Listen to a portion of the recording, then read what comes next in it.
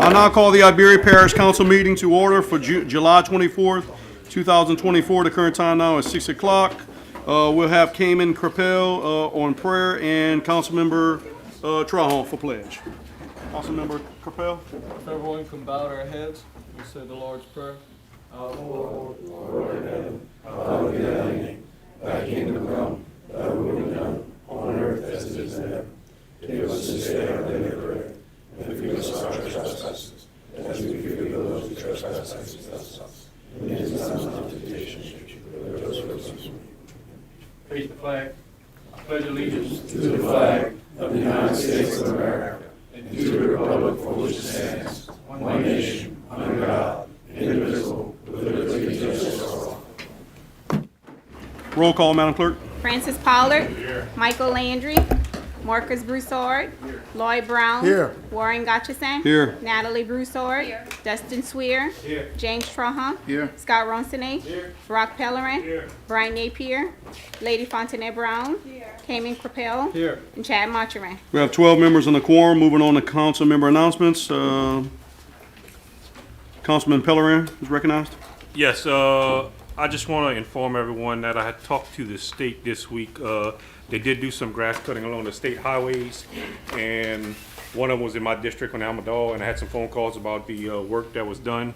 I have been informed that the side boom cutter that they use between the three parishes is out of commission, so that's why you only see one side of the ditch being cut.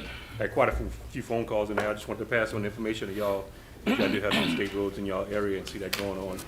I don't know when the side boom's gonna be ready, but they said it is out of commission right now. Gentleman from District 10 yields back. The gentlewoman from District 12 is recognized.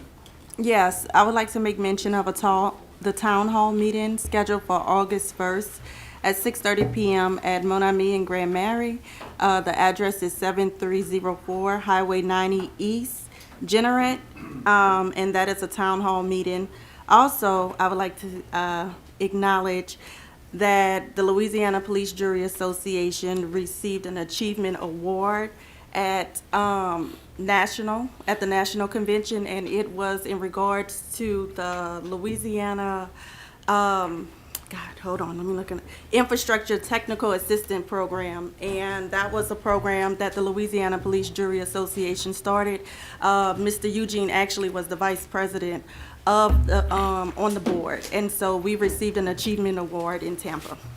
I yield back. The gentlewoman from District 12 yields back. The gentleman from District 8 is recognized. Yes, Mr. Chairman, I'd like to just say that I got a phone call, and I think Mr. Rishaw got a phone call from Director of Canaan Crime Lab, Mr. Ordwin, to let us know that they received our matching funds and to thank us as a council for being able to put up our matching funds because the project is moving very quickly. It'll be completed around August of 2025, and they were in need of draws, so this money's helping them to be able to get this project going. And I think there's only a handful left that they haven't got. We'll be going to the meetings to try to talk to them about getting their monies together. I'm just glad we're not one of them. And I really want to thank y'all that we was able to pull this off and do it for a great project. Thank you. Gentleman from District 8 yields back. Hearing and seeing no other motions to speak, I'll move on to parish president announcements. President Reshort. Thank you, Mr. Chairman. Okay, first I'm going to start off with the litter abatement. Litter abatement took place on Saturday, July 13th. A total of 12 people participated from 8 o'clock to 12 noon. A total of 59 bags of trash was collected around the area of Highway 3212, which is Corporate Drive now in Amador, near the airport. From July the 10th to July the 23rd, Public Works Department completed several tasks, which included culverts cleaning, cutting and removing of trees and debris that included illegal dumping, field drainage, road patching, repairs, and grading, and other work you can see on detail on the screen, along with the districts across the parish where the work actually was performed. Public Works had a lot going on, as you could see. This afternoon, hold on one second. Over the past 2 weeks, Iberia Parish leaders spoke at Rotary Club of New Iberia. Last week, our chairman, Warren Gotchison, spoke. He discussed corporate endeavor agreements with the water and sewer sector, Water and Sewer Department, which reviewed various projects in the parish. He also highlighted the success of the in-house project and inspections that's taking place with permits, planning, and zoning. The development is coming up very well. Warren also talked about the comprehensive road program that we're going to be doing with the road tax that took place, as well as the ARPA funds investments. It was a very good meeting. I think Rotary got a lot from that. Today, Prescott Marshall, Homeland Security 911 Director, covered improvements at Rotary as well in the services of mapping, advancements, and challenges with different callers. He also discussed hurricane preparations with GOSAP, excuse me, and National Weather Services, emphasizing the needs for better preparation and what we're doing in Iberia Parish. We're really working through the Homeland Security 911 work in Iberia Parish very well. For the last roughly 9 years, we have completely enhanced everything that goes along with preparing for emergencies in Iberia Parish.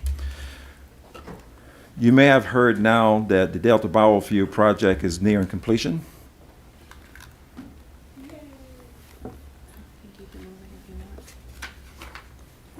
Okay. You may have heard now that the Delta Biofuel project is nearing completion. Yay! Okay. The plant will be powered within the next 30 to 60 days, with pellet production set to start this fall and full operation shortly thereafter. It will have an annual capacity to convert over 340,000 metric tons of sugarcane bagasse and is expected to create over 100 jobs with an average salary of $62,500. There's a high demand for CDL drivers, and you can find the details for the hiring plan on their website. Stay tuned for more updates on this innovative project. I'd like to thank Brian Verrett. Brian Verrett Company is the company that gave us these photos that you're looking at right now. Brian Verrett and I go back, I'll say maybe close to 40 years. When I first got hired on at Marathon, Brian was the first person I had to go to work with. So he retired, and he actually doing drone work right now. And as you can see, he's doing a very, very good job. So thank you so much, Brian, for that. Do you want to go to the next one? Yeah. Okay. Construction has begun for the new water plant near the airport. The site has been cleared and undercut, and both the driveways and the building area have been brought to grade. So we're moving along very, very well with that, Brad. Thank you so much for overseeing that. It's going extremely well. Most of the subsurface drainage is completed, and the drainage ditches have been cleaned out. Building forms are being laid out, and the casing for the well number 1 have been drilled and set, with preparations on the way to do the same for well number 2. Projects such as this reinforcement of our commitment to enhance an infrastructure and providing dependable water service for the community. This is a big deal for us around that airport, so we're totally moving in the right direction. If I can, last Thursday, Senator Bill Cassidy visited Acadiana Regional Airport to announce a $2 million Delta Regional Authority grant for the East Side Development Project. This initiative includes constructing a 200,000 square foot maintenance, repair, and overhaul MRO facility, expanding the aircraft aprons and upgrading infrastructure and essential utilities. This development will support the existing tenants' operation, allow for future expansion, and ensure economic stability. This project is expected to create some hundreds of new jobs. This is a big deal for Iberia Parish. I want to thank Eugene Olivier for making the airport aware of the grant, and also urge them to apply. And I want to thank Mo Sanji, the Acadiana Regional Airport Director, for his efforts in securing the grant for this project. Very big deal for Iberia Parish. We're certainly moving in the right direction. A town hall meeting is going to be held on August the 1st at 6:30 p.m. at Mon Ami in Grand Mary. The topic of discussion is community development in Grand Mary. The guest speaker is the Honorable Judge Curtis Seague. A number of other elected officials, parish directors, and community leaders will be in attendance to share information with the public about the efforts or their efforts. Currently, Iberia Parish government has 3 employments open. We have 2 positions in public works, 2 public workers, number 1 position, and 1 wastewater treatment collection operator at sewer district number 1. You can go to our website and try to apply for those jobs. We're really looking to do some hiring, and we have additional hiring going to take place after that. The last thing I'm going to say is, Mr. Chairman, we do have the new website up and running. If anyone have anything that they see need to be added to it, just let me know. Any questions for me? This time, members, any questions for the parish president? We do have one by the gentleman from District 10 is recognized. Thank you. Mr. Richard, the 2 public works positions, is that new positions or we're replacing? Those are Those are new hires? Yes, new hires. Yes. Thank you. Glad we clarified that. The gentleman from District 10 yields back. Anyone else on the question for the parish president? Hearing, seeing none, moving on, members. Need a motion to go into public comments. Have that motion by Councilman Capel, second by Councilman Trahan. Vote your machines, members, to, You got it. 1 second. Vote your machines, members. Wrong one, huh? That motion carries unanimously. We're now into public comments. Number 1, Madam Clerk. Comments from the general public for a public hearing to consider the levying of. Number 1. Comments from the general public on agenda items. We did not receive any for full council, right? Item A, Madam Clerk. Comments from the general public for a public hearing to consider the levying of additional or increased millage rates for general alimony, exempted municipalities, drainage facilities, health unit, and public buildings without further voter approval, or adopting the adjusted millage rates after reassessment and rolling forward to rates not to exceed the prior year's maximum, all in connection with the adoption of ordinances setting in the 2024 millage rates. Number 2. Persons being considered for appointment to parish boards, commissions to address the council. Members, at this time, members from the audience, anybody applying or reapplying for a board and commission?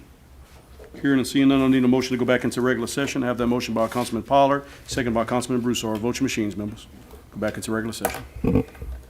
That motion carries. We're now back into regular session. We have community events and public service announcements. There is none. Reports from finance and administrative actions. There is none. Reports from parish or other governmental agencies. Number 1, Madam Clerk. Louisiana State Senator Blake Miguez to provide the Iberia Parish Council with a legislative update. Mr. Senator, if you can just state your name and title for the record, please. Thank you so much. My name is Blake Miguez. I'm the state senator for District 22. This new Senate district encompasses our anchoring parish of Iberia and then St. Martin and Lafayette Parish as well. For those of you that don't know me at home, I'm from Lowerville. I live in New Iberia, and I'm so happy to represent District 22. I want to first start off by thanking all of y'all. We had a very great win in October.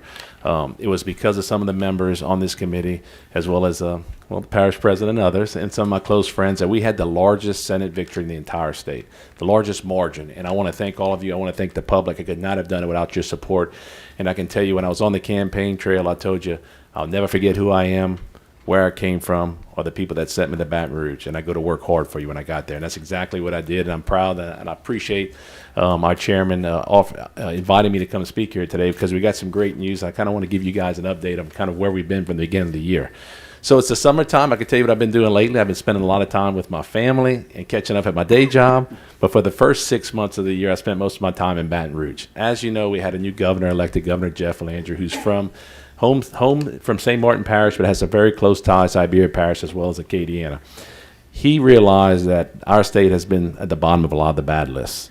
And we want to get at the top of the bad list and the bottom of the good list, and we want to try to start moving the state in the right direction. He said, you know, how you do that is you work twice as hard to get there. You don't let grass grow under your feet.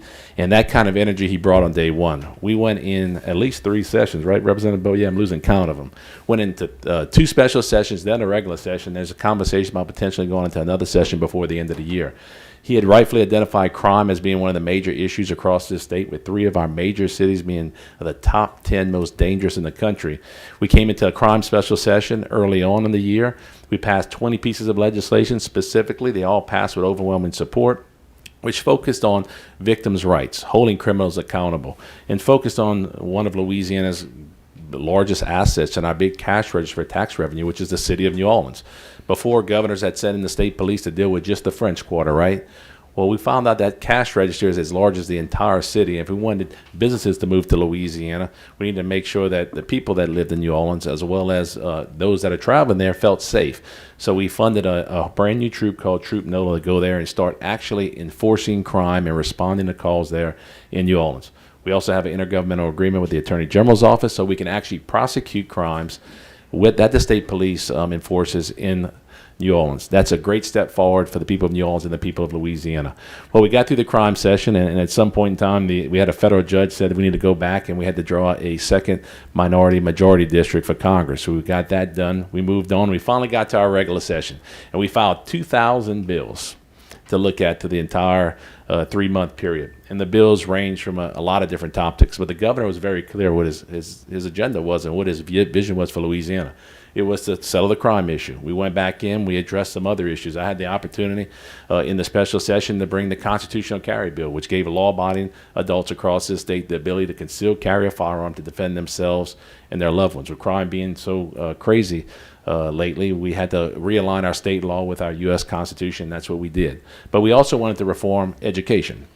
So we've passed the Education Savings Account bill, which was the Gator program, which is going to allow students across the state, once it's fully implemented, to their parents to decide what is the best education for their children. Every child is different, and there's a different educational opportunity out there to get the best so that child can do the greatest things that they want to achieve in life.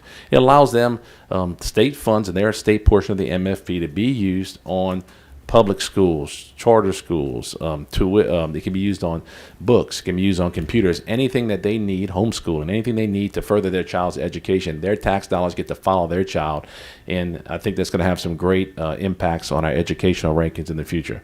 Economic prosperity was something else that the governor identified as something he wanted to address. We took the first steps in that right direction by passing a state budget for the first time, which is the most fiscally responsible budget we've seen in the last decade.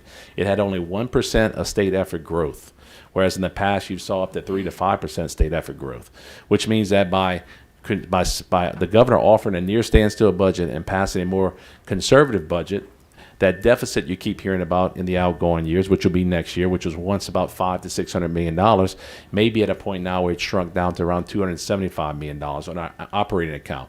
Because as you know, we have some tax revenues, our sales tax increase, as well as some of the vehicle sales tax is either falling off the books or transferring into the sub-trust fund to go into asphalt. So we'll have less revenue coming next year, but I think we're in a better position now to address those issues.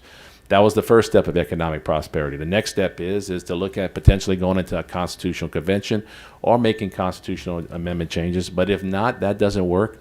We are going to be in a fiscal session next year, and we're going to deal with tax reform. And hopefully we can take a big bite out of the apple, very similar to what they did in North Carolina and Indiana, when they tried to avoid some of the pitfalls that we saw in Kansas, where they didn't properly fund their government. By doing spending reform and tax reform, we can maybe be like North Carolina, whereas back in 2013, they were at the bottom of their tax rankings. They were having economic problems. They did some things that, not reinventing the wheel, but actually looking at tax policy and making some smart decisions where they flattened their taxes, reduced their taxes, got rid of dinosaur archaic taxes, encouraged taxes that were less complicated, that encouraged small business owners, the backbone of Louisiana, the backbone of this country, to move here and invest here and raise their families here. And they're now the top 10 the states of economic producers in the entire country. I know we always hear about Texas and we hear about Florida, and we want to get rid of our personal income tax, and that's another goal of ours. But there's a lot of things that we can do in our tax code to make sure that we stop our out-migration problem and having our children staying here right in Louisiana and growing up right here, hopefully in Iberia Parish. So the other thing we had to do is address insurance premiums. They are outrageous right now, especially if you're in the south part of Louisiana. Iberia Parish, I think the premiums went up 100%.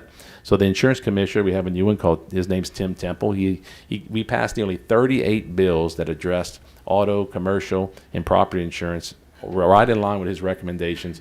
He told us, look, pass this package and we'll start getting this insurance market back in line. Believe me, trust me. And we sure did that. We passed that legislation. We're hoping with time. And I tell everybody, there's no silver bullet to reducing your insurance premiums when it deals with property insurance. There's two things you need. Now, I'm going to shoot you straight. You need time and prayer. You need some time for this market to rebuild, for the changes that we've done in the last 18 months, as well as this recent session, to start encouraging other insurance companies to start investing here. At one point in time after the hurricanes, we only had 3 underwriters here. Now we've got over 10. That's bringing competition back into the marketplace, and we need some prayer. We need to pray that we do not get hit by another named storm in the near future, because we were devastated with 2 or 3 named storms in the last several years, which has made Louisiana less attractive for these insurance companies to come in here and write aggressive premiums. And I think if the legislature continues to work in the right direction by looking at the Fortified Roof Program, the Insurance Incentive Program, and some of these other items that we passed, we can get our insurance premiums back in line. So that was just a few things that we did during the session and those 2,000 bills. We also dealt with something that was very important, dollars and cents. I can tell you that this delegation, myself with the help of Representative Boyer and the other members of our delegation, worked very vigorously to make sure that your taxpayer dollars, that every one of you pay, were brought back here at Iberia Parish. And I'm happy to announce that we brought back, just in this session alone, for roughly $80 million in cash. That went to a number of infrastructure programs, and in a second I'll go through some of those, with nearly about $150 million of trailing dollars that we have in the bill, that opportunity for the future. Now, this doesn't include the money that in the off session, which was probably the week after I was elected, in the Joint Budget Committee, we brought home $26 million to help make the first solar project there a reality by funding the road there and moving the road, as well as keeping the Port of Iberia dredging project going. And that was out of session. That was through the Capital Outlay Savings Fund. And I can tell you, Senator Mills was a great help with that. I happened to be in the House at the time, and we worked together to make sure those dollars came home, in addition to this $80 million. So Iberia Parish has seen the benefit of over $100 million in cash in just the last 7 months alone. And I would like to go through some of those projects with you if you have a moment, just so the folks at home can hear. So we have some $12.75 million to continue funding US 90 reconstruction and road upgrades between Highway 14 and 88. As you know, the legislature had previously appropriated $50 million from 14 to go to the St. Mary Parish line. Now we're going the other way. We're going to go all the way to the Lafayette Parish line. So if you're going through the Coteau on Highway 9 and your truck's always bouncing, just give it a few years. We're going to get that thing all redone and fixed up really nice. $10 million to the Bioinnovation lab here at the airport. A great project there. In addition to First Solar with that project, Larry's been telling me he's got big plans. We're going to see a lot of other feeder companies come there, and we're going to create not 1,000 jobs. We're going to create hopefully thousands of jobs there in the future. I'm hoping we blink our eyes a decade from now, coming from Coteau, and look at the Iberia Airport and just see an entire industrial complex there with people that are living and working right there and paying tax dollars right here in Iberia Parish. I know our parish president has some big plans for that. One road that was really terrible in Iberia Parish that we're fixing, Highway 31, Jane Street, from 182 all the way to St. Martin Parish. You could see the road separating there. It was so bad off. That's $9.6 million to repair that road. I believe this was the worst road in the parish, this next one, LA 83, that would be in your district. That goes from Highway 90 all the way to Darnell Road. We got $8.75 million that's near the Port of Iberia to fix that road all the way through Lydia and hopefully just past town there, a mile or two, as far as we can go with the money. A contracted job's going to be a great road. It's a terrible road now. We're going to fix that road up. Another $7.8 million to construct the Acadiana Crime Lab, something we've been working on for a long time at the base. To finish up the Port of Iberia's dredge project, we talked about getting them with $10 million out of session. We got the last $5 million for them to finish up that dredge project, which is the AgMac project. Another $4 million for hangar improvements at the Acadiana Regional Airport. Iberia Medical Center, right there at the main campus, we got them $3.5 million to start renovating those different floors there to start improving the medical services to our community, and we're going to continue to fund those guys and make that a premium facility there. US 90 from 88 to 92, that's going a little bit further down, $93.3 million of seed money to get that started to start fixing Highway 90 further towards Lafayette Parish. Cemetery Road, that's LA 347, $1.6 million to do some sealing and some repairs and some thin overlay to keep and maintain that road in great condition.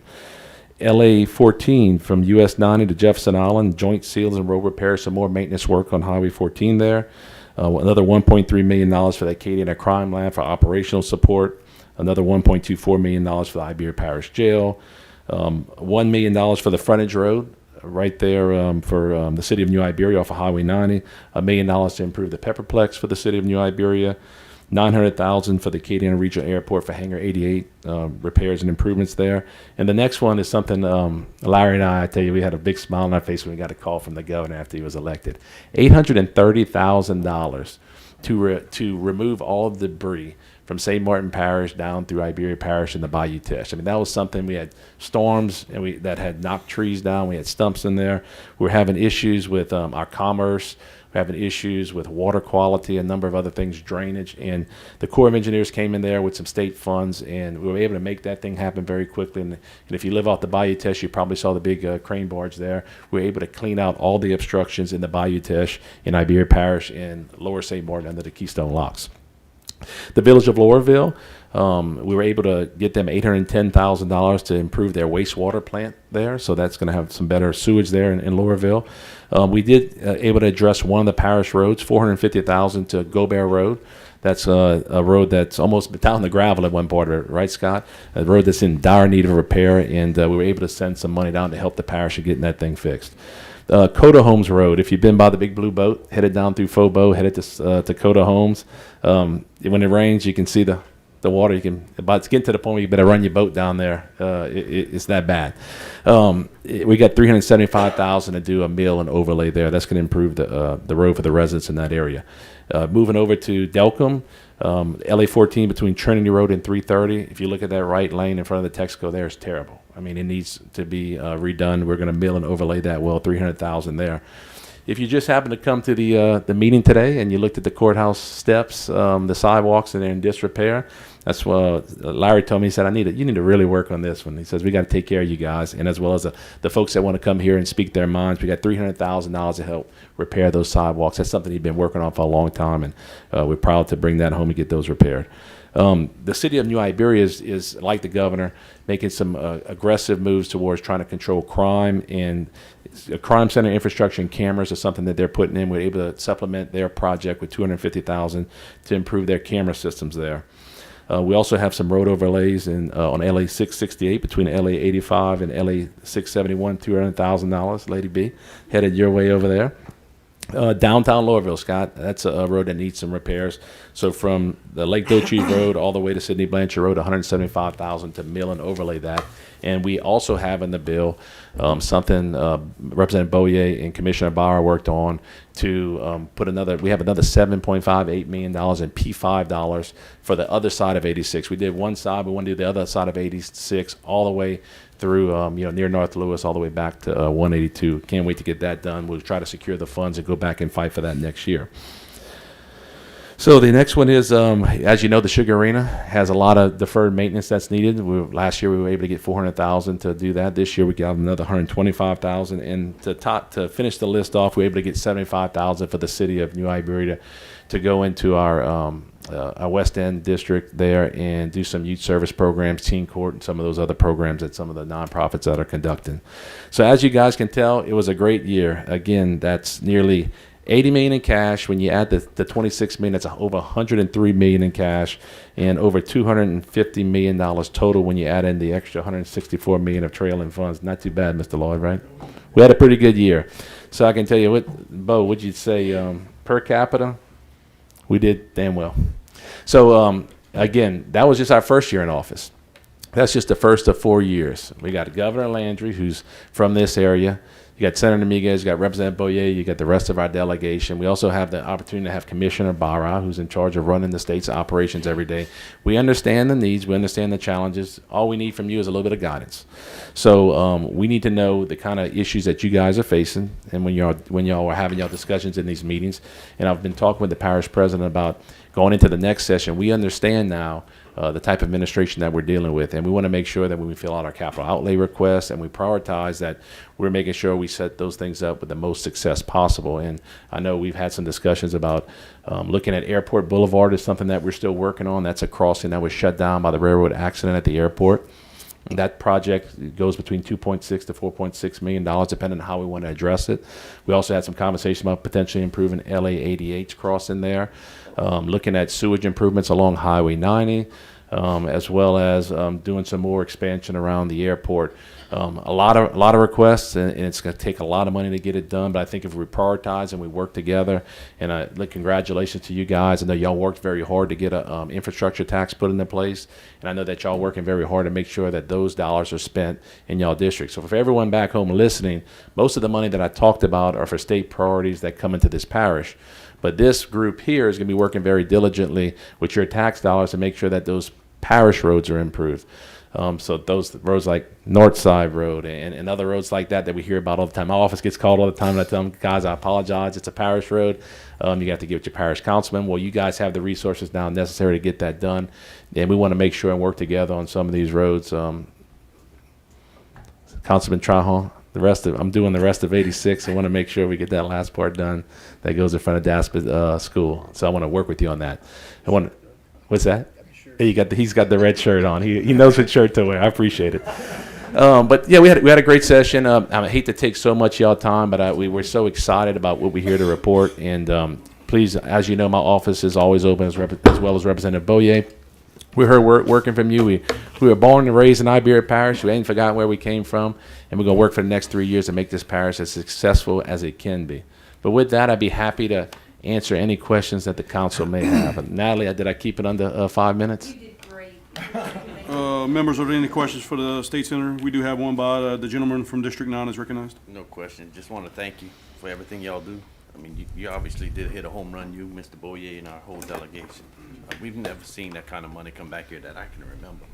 So without a doubt, y'all do a great job. And Mr. Boyer, I know you said you've been on vacation. This man called me on the way from his vacation. So he'll answer the phone, he'll call you, he'll talk to you. It's very easy to deal with. And I thank you for that also. Yep. We were talking yesterday, actually. He hit a home run. I think we feel like we won the World Series. The gentleman from District 9 yields back. The gentleman for District 10 is recognized. Yeah, I just want to say the way the Acadian delegation works together, you, Marcus Bryant, Bo, Jacob Landry, is phenomenal.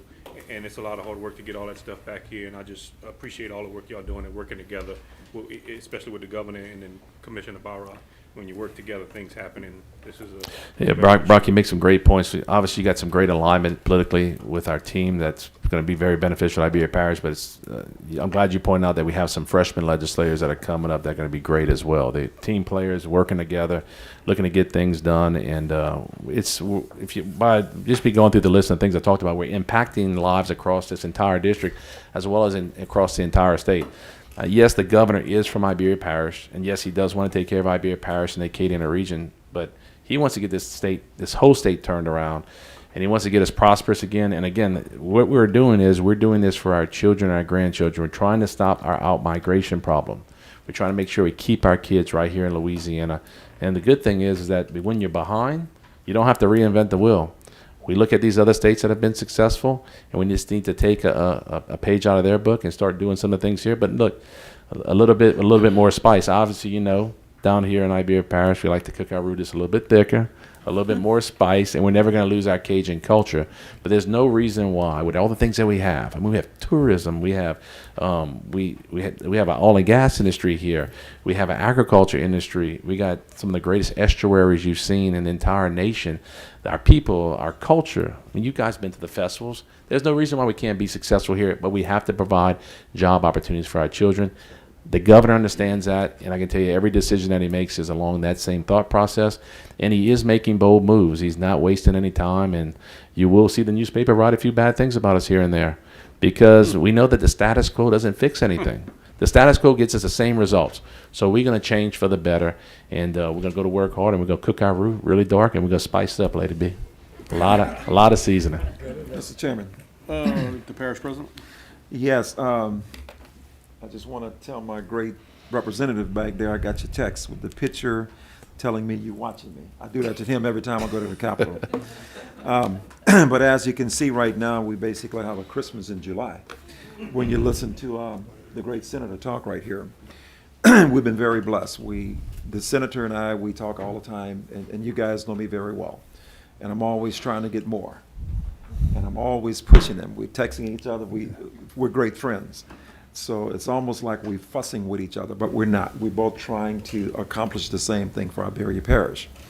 And that's to put Iberia Parish in a place where we can keep our people here, keep our kids here. When people finish school, we don't want them, when they finish college, we don't want them moving away. We have to bring more jobs. We have to bring more opportunity. And I'm telling you guys, you're doing a great job. So I appreciate it. I'm gonna always text you and call you. Oh, yeah. And complain. But that's what my job is for the people of Iberia Parish. That's right. Thank you. Anyone else? Here in Siena, State Senator, thank you for being here. Thank you so much for the invitation. Happy to be here. If you need anything, please reach out. Moving on to Public Works reports. Number 1, Madam Clerk. Public Works Department report for closed work orders dated June 26, 2024 through July 9, 2024. That should have been emailed to you, members. Special and new business, number 1. Adopt the adjusted millage rates for the year 2024 assessment and set forth the adjusted millage rates and rule forward to millage rates not exceeding the maximum authorized rates. Moving on to summary number 5302, introduced by the clerk. An ordinance setting forth and establishing the property millage for General Parish, formerly known as General Alimony, which is levied on all taxable property in the rural areas of the parish only at the adjusted rate of 4.04 mills and authorizing an increase of said rate to 4.12 mills to be levied for 2024. Do I have a motion? Have a motion on the floor by Councilman Trahan, second by Councilman Ralston. Councilman Trahan, discussion. Yes, Mr. Chairman, I have an amendment I'd like to make. Okay, let me, is there anyone else on discussion on the main motion? Hearing and seeing none, go ahead and state your motion. I would like to see the adjusted millage rate at 4.04 mills. Is that okay with the second? Is there any discussion on the amendment by Trahan? Hearing and seeing none, vote your machines on the amendment, members. That motion carries. Back to the main motion with the amendment for final adoption, 5302. Vote your machines, members.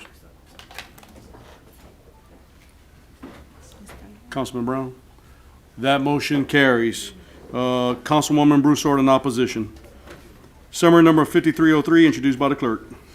An ordinance setting forth and establishing the property millage for the exempted municipalities formerly known as criminal tax, which is levied on all taxable property in the municipalities only at the adjusted rate of 2.02 mills and authorizing an increase of said rate to 2.06 mills to be levied for 2024. Have a motion on the floor by Councilman Trahan, second by Councilman Ralston. Councilman Trahan, discussion. Yes, Mr. Chairman, I have another amendment.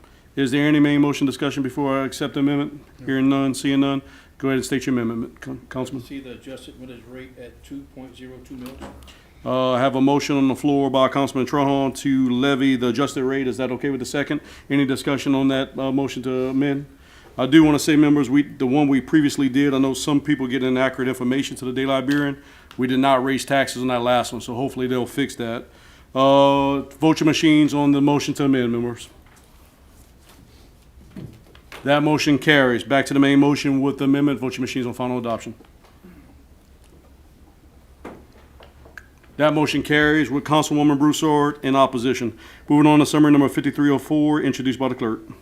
An ordinance setting forth and establishing the property millage for the public building maintenance, which is levied on all taxable property in the parish at the adjusted rate of 4.65 mills and authorizing an increase of said rate to 4.76 mills to be levied for 2024. Do I have a motion? I have a motion on the floor by Councilman Ralston, second by Councilman Trahan. Councilman Ralston on discussion. Councilman Trahan? Yes, sir, I'd like to make another amendment. Okay. Anybody on the main motion discussion, members, before I accept the amendment? Hearing and seeing none on the floor, Mr. Trahan, state your amendment. I'd like to see the adjusted millage rate at 4.65 mills. I have a second by Councilman Ralston. Is there any discussion on the amendment by Trahan? Hearing and seeing none, vote your machines on the amendment, members. That motion carries.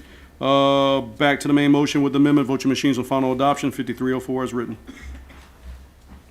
That motion carries. Councilwoman Broussard in opposition. Summary number 5305, introduced by the clerk. An ordinance setting forth and establishing the property millage for the public health unit, which is levied on all taxable property in the parish at the adjusted rate of 2.06 mills and authorizing an increase of said rate to 2.11 mills to be levied for 2024. Do I have a motion? I have a motion on the floor by Councilman Trahan, second by Councilman Ralston. Councilman Trahan, discussion. Yes, Mr. Chairman, I'd like to make an amendment. Is there any main motion discussion, members, before I accept the amendment on the floor? Hearing and seeing none, state your motion. I'd like to have the adjusted millage rate at 2.06 mills. Is that okay with the second? Any discussion on the Trahal amendment, members? Hearing and seeing none, vote your machines on the amendment. Councilwoman Brown? That motion carries unanimously. Now, back to the main motion and with the amendment, vote your machines on final adoption, summary 5306 as written. That motion carries with Councilwoman Broussard in opposition. Moving on to consent agenda items for public hearing and adoption, we have the minutes of regular meeting July 10, 2024. Summary number 129, introduced by the parish president. A resolution to amend 2024 royalty fund budget in the amount of $528,582 for a carryover.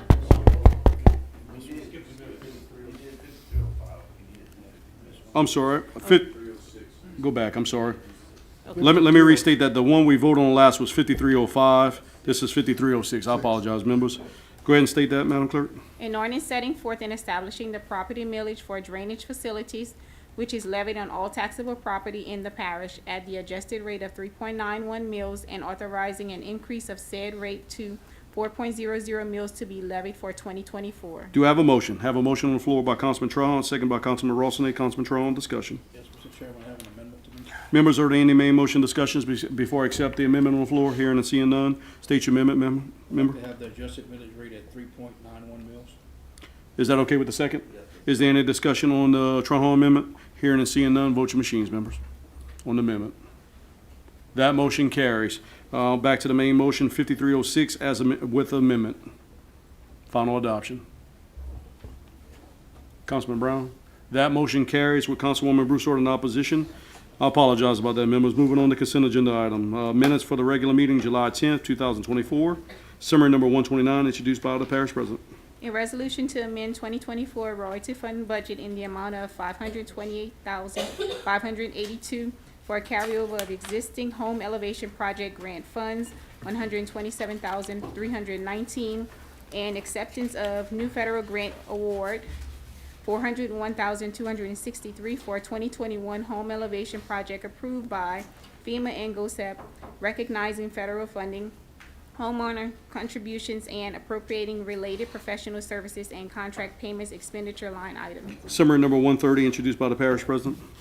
A resolution to amend 2024 drug court fund budget in the amount of $195,000 to recognize fiscal year 2024 through 2025 grant award from LA Supreme Court, with the total grant award being $390,000 for expenditures incurred from July 2024 through to June 2025 program year.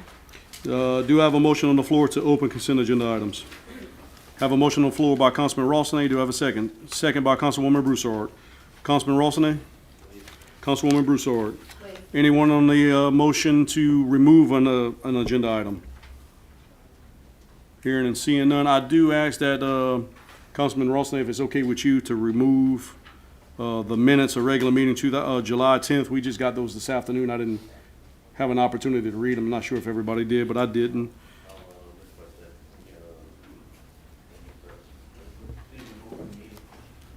Okay.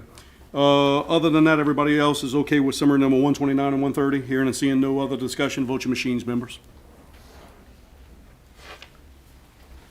That motion carries unanimously. Now back to the meeting minutes for meeting July 10, 2024. I have a motion by Councilwoman Broussard. Do I have a second? Second by Councilman Rossini. Councilwoman Broussard. Yes, I'd like to table this to the next meeting. I'd ask for you to defer to the next Defer meeting, it, please. yes, wrong. Is that okay with wrong the second? term, sorry. All right, hearing and seeing no other discussion, vote your machines, members, to defer until the next meeting, the minutes of July 10th. That motion carries unanimously. Moving on to ordinances introduced for public hearing and adoption, we have summary number 5307, introduced by legal. An ordinance to amend and reenact section 32-460 of the compiled ordinances of Iberia Parish, Louisiana, relating to the sewer district number 1 board member requirements to provide for the effective date thereof and otherwise provide with respect thereto. Do I have a motion? Have a motion on the floor by Councilman Trahan. Do I have a second? Second by Councilman Rossini. Councilman Trahan, discussion. Councilman Rossini. Any main motion discussion, members?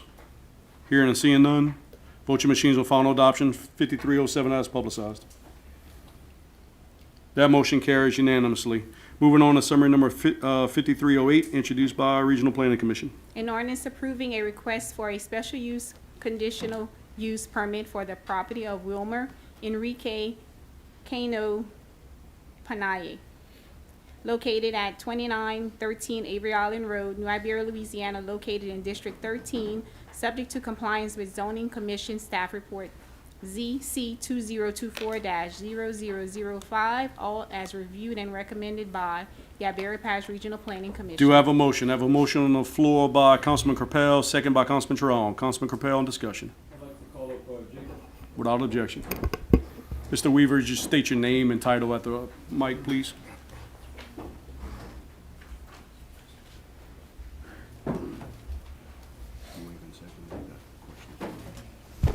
Thank you, Council. Jacob Weaver, Permits Planning and Zoning. So this started as a rezoning. That's how the application came in. Started with the building permit, I would say. It was trying to go commercial, wasn't zoned properly, so we threw them into the zoning process. It got to zoning and planning. The neighbors and the Avery were obviously interested in the project. So it came out as being recommended to give a special use conditional use permit, which is not rezoning the property. This is similar to the permit that the Avery got and a few other properties. So when we don't want to change the zone of a property because of, you know, the locality of it has other residential going on, but we don't want to necessarily turn this person down or this business. So the special use can kind of attach, you know, we do these for towers and landfills and stuff, but if you have a business like this and you're going to approve just this business, just this activity, this one time, if it would change outside of that scope, they would have to come back here. It's not like they can close it down and say, oh no, you know, we're rezoned and you can have another type of business. You know, they would have to come back to council for another special use permit or a rezoning. So it was tough, but, you know, it came out with that, you know, that recommendation instead of rezoning it to possibly give them a special use permit, which gives you the ability to look at the property from a little different perspective, to take into consideration everybody around them, you know, special buffering, special requirements, you know, and so that was one of the discussions that came up is we have, you know, a residential and we have an event hall. The gentleman is trying to do a construction business. He owns a construction business. So right now it's just a little storage facility. That's all he would be getting a granted permit for. You know, that little building that he has out there right now, if you've seen it, just a couple 100 square feet. So right now that's the only thing we're actually permitting is that little storage room and electrical and plumbing on that little facility. So he does have plans to come back and maybe get a bigger building, but right now we're just kind of one step at a time with him. So. So Anybody had any questions? Please, yeah. It wasn't recommended by the planning and zoning. There's no recommendation. Why, Which one is this? on the Avery Island? It's what it said in for what? That's what the staff report from the staff. So we touched on this with Brock last time. Brock, if you could back me up.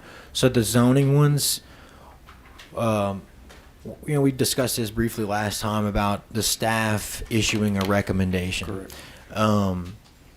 The zoning was what the commissioners was the touchy subjects. They really they didn't want, you know, planning and development. If I have good engineering or good site plans and good things like that, you know, you kind of have a recommendation to approve development if they're meeting the letter of the code. Zoning, you know, you got to take into consideration who's going to be showing up.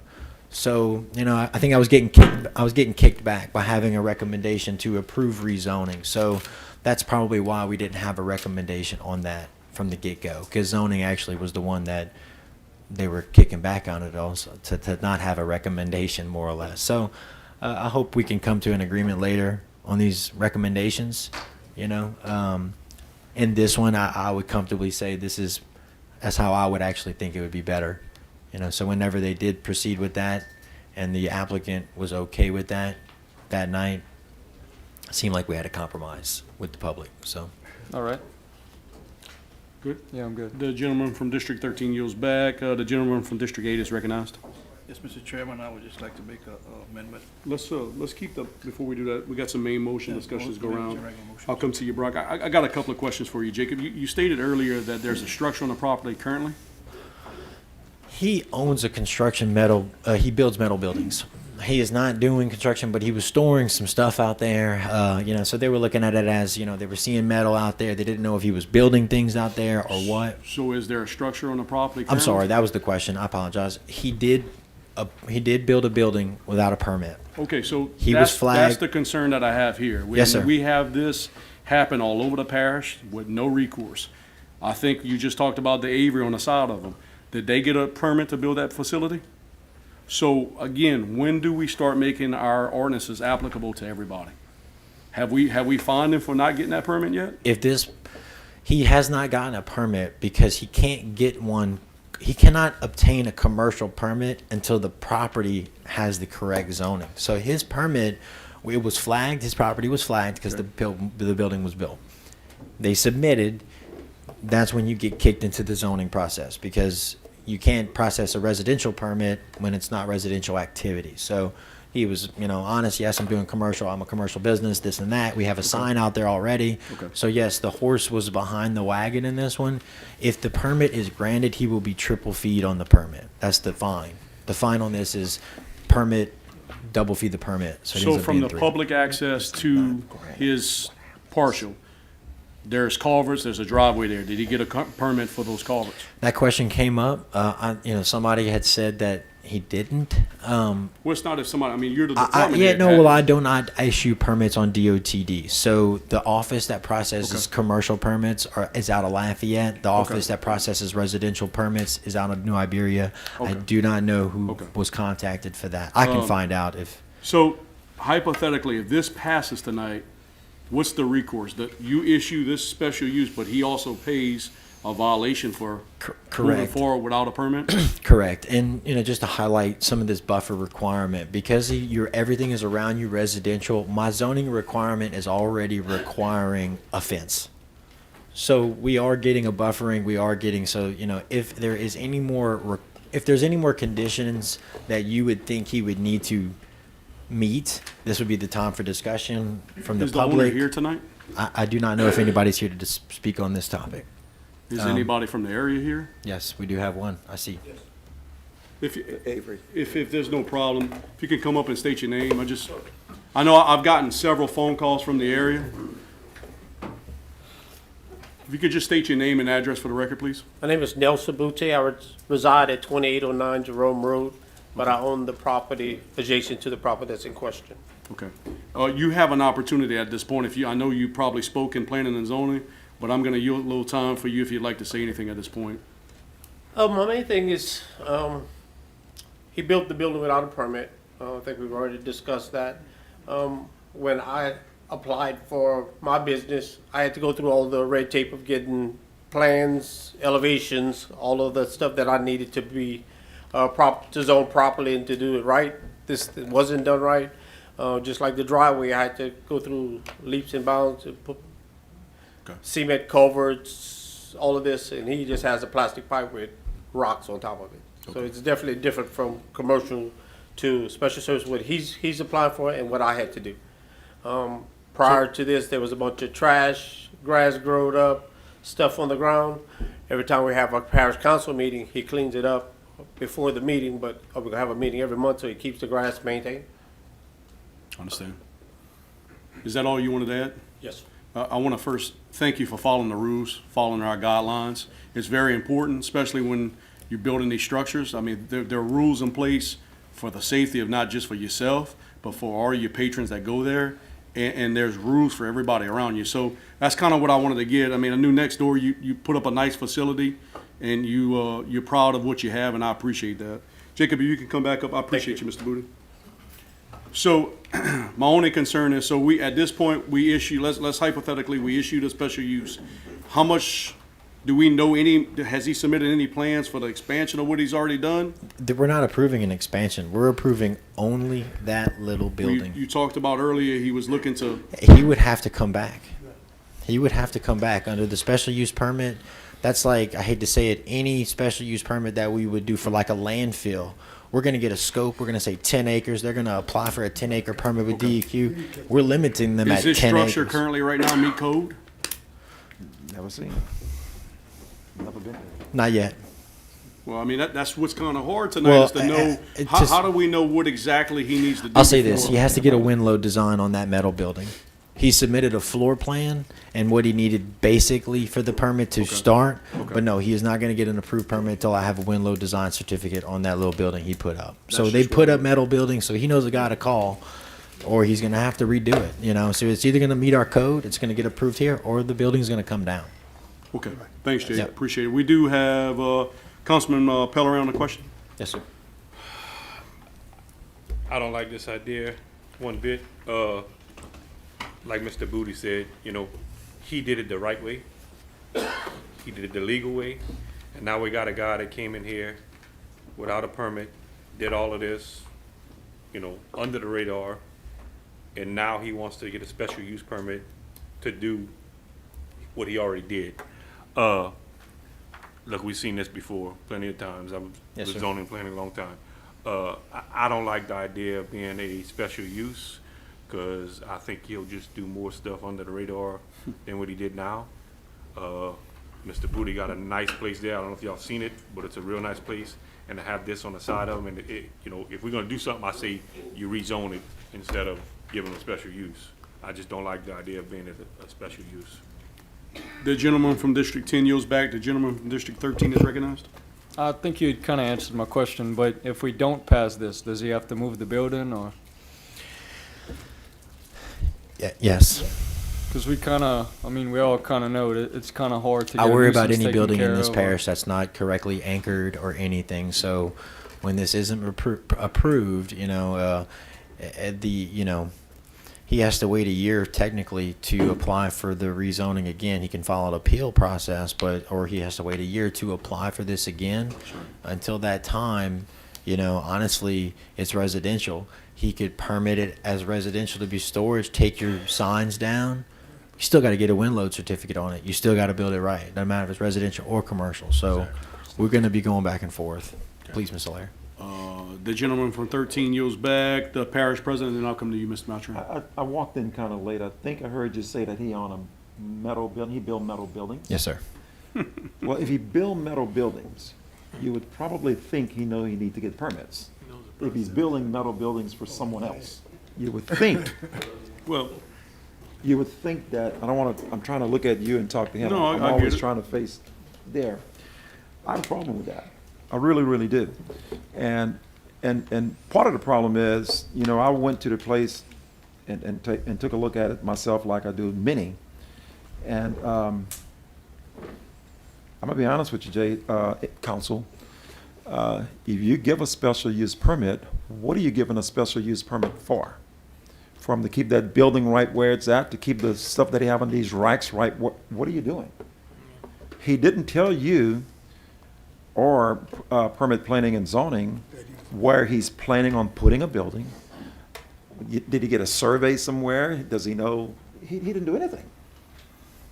well, the Look. concern for me is the FEMA rules, you know that, Jacob. I mean, they're only getting worse in That's flood-prone areas.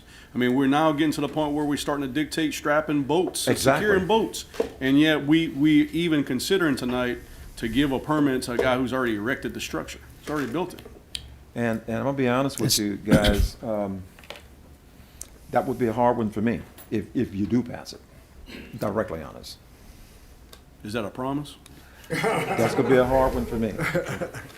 The council member from District 14, Mr. Chairman, Mr. Mathurin. Jacob, you referred to it as a small building. What's a small building? What size is it? I would say, I'm sorry. If it would have zero electrical, zero plumbing, commercial, you can have 120 square foot, no permit. Residential, 200 square foot.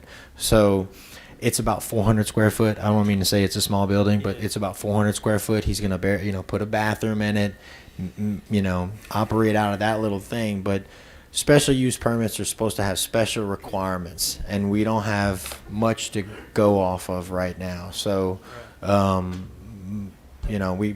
we didn't start the process right, but we are here for a zoning change, and it has to start there before he can spend any more money, out there. And I'm kind of glad this one came up tonight. I know there's some here from the neighborhoods with the solar farm. This is why we talk about special use. We can we can do so many things about allowing special use. So many conditions can be put into this. So again, this is a perfect opportunity. Mr. Montaron, were you finished? Yeah, I'm guessing when he realized he needed a permit for electricity, that's how he got caught. That's how they all get caught. I'm done. The gentleman from District 14 yields back. The gentleman from District 10 is recognized. Mr. Chairman, you kind of just said what I was going to say. The only good thing with these special use permits,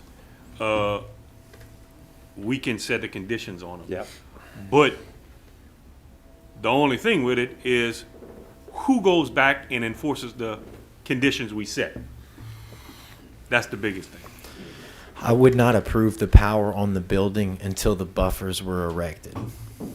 Period. You know, so that's, you know, first of all, whether you set that condition here tonight, he has to build a fence. He has to build a buffer. Because what was brought to my attention is the Avery had a special use permit because they did not want to rezone the area and is still in a residential area. You know, this is a commercial thing. You got the Avery, a nice facility. Now we've got a situation where this fence is important, you know, so I agree. got a little Councilman protection there, but. The gentleman from District 10 yields back. The gentleman from District 9 is recognized. The planning and zoning meeting, he was present at the meeting? The first one, it was tabled. The second one, I will say, yes, they were present. So y'all did discuss the zoning and the special use permit? He knows? Correct, they did. All right. So if we kill this tonight, he has to wait a year, you said? Has to wait a year. Does he know that? I spoke with them today. Okay. I thought they were going to be here. They were unaware that it was tonight. Not, you know, it's a public schedule. So honestly, it would be before, you know, that's your decision. If you table or deny, you know. Do we want to table this till he gets here or no? I'm just throwing that out there. That's it, Mr. Chairman. The gentleman from District 9 yields back. The gentleman from District 13 is recognized. I just have a question. You mentioned about the buffer. So I passed, and that's a state road there. I saw the fence was in between the post and the ditch. How does that work? Like if they have to come dig out that ditch? Like it's in the right of way of the state. If it's in the easement of the state, it's going to get moved. You know, if it's in the right of way, they just move it. And it's just like that culvert, you bringing it up. That might have been processed as a residential permit, and now it's got a commercial permit, and they would have had where I was getting to. They would have had to jump through another different hoop. So I will follow up with the process with that. But yeah, the fence along the front, you know, the buffer requirement on that side, you know, not, you know, it's really for the adjacent properties. We're the front owner, more or less. Gotcha. The gentleman from District 13 yields back. The gentleman from District 3 is recognized. Thank you, Mr. Chair. Just a question. Are we obligated to notify DOT, the state, if there's an issue with a property or a culvert that's? I do, yeah. You do? So I do. the parish is obligated, you're obligated? I don't want to say I'm obligated, but when we do get those complaints, I send those notices to my people with the DOT. So it's not like a law, but you do it because Oh, it's good yeah. practice, I right? mean, But it's not an obligation by law. Just as we were talking through it, I was curious. You know, as far as like intergovernmental agreements on who's Just maintaining notify all the state that drainage, there's a culvert that's not, they pull them out quick. they handle it on their own? for the Oh, most- absolutely. okay. Yeah, we've had a few like I've never that dealt where with that. I'm just curious on that. I had one go in and it was put in definitely wrong across a property line, too low, and I mean they yanked that thing out quick. You know, so Good. it's on you. The gentleman from District 3 yields back. The board's clear this time. Before we go to do anything, is that main motion discussion or are you making an amendment? Councilman Pollard is recognized. So on the Avers, they had to get commercial. Special use. So both of them is special use. But the Avery did it before. They started with that. Okay. That's where I was confused at. Okay, thank you. The gentleman from District 1 yields back. I just want to say this before we go to entertain anything farther from just the main motion. Tonight, I'm going to be opposed to anything additional. Larry kind of sealed the deal for me. I mean, if he is putting up structures like this, he knows the process, okay? He tried to avoid the process that we all have to abide by, and that's the problem that I have tonight. So anything that comes before, I will vote no, because not the fact that I don't want the development, is that Mr. Booty and them had to do the exact same thing that he's asking for today, but they did it the right way. And to me, if we allow him to go and put him a slap on the wrist and say, well, hope you learn from this. That's just unjust for everybody else that's coming down the pipeline, so. We have to do- Councilman Trahan? Yes, I'd like to amend that language, that it was without recommendation of the Iberia Parish Regional Planning Okay. Commission. Do I have a second to accept the amendment of the language? I have that second by Councilman Crapell. Members, vote your machines on the Trahan amendment. Just to amend the language. Back to the main motion with the amendment. Is there any discussion on that, members? Any other motion to entertain? Hearing and seeing none, vote your machines, members. That motion fails with Councilwoman Brown in abstaining. Moving on to resolutions. Resolutions, summary number 131, introduced by legal counsel. A resolution approving the amendment of industrial tax exemption, contract 20180-323-ITE for Bagwell Energy Services Incorporated to adjust the annual job and payroll requirements of said contract and otherwise providing with respect thereto. Do I have a motion? I have a motion by Councilman Brown, second by Councilman Pollard. Councilman Brown, discussion. Councilman Pollard. Legal? This is an issue that has come up a couple times. Essentially, the rules on the industrial tax exemption have changed, and this business is asking for you to authorize them to go back to the Board of Industry and Commerce and amend their contract requirements. Essentially, they got hit hard by COVID. They made their business more efficient, so they ended up hiring less people than they promised whenever they got the contract in the first place. So we do have a requested amendment to the resolution that's been provided, which just lists the actual contracts as A, B, and C, and specifies some years, and that's been printed out for y'all. Mr. Brown, you still on the board. Is there any questions, or are you good? No. Okay. Hearing and seeing none, members, vote your machines on final adoption. I'm sorry. Go back. Councilwoman Broussard, go ahead and press your button. Councilwoman Broussard on discussion?